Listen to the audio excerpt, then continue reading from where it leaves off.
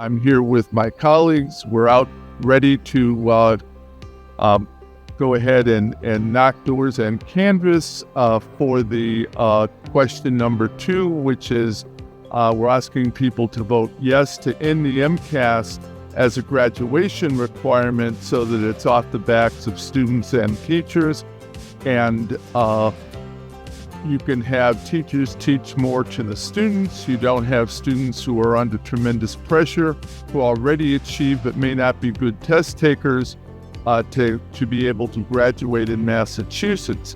And this is vitally important. This is why we're all together. This is why we're out ready here in the rain to knock doors in Newton, South Lawrence. We go up to the doors, we introduce ourselves as public school educators, and then we explain what the ballot question is actually about and let them know why it's a bad idea to have MCAS as a graduation requirement.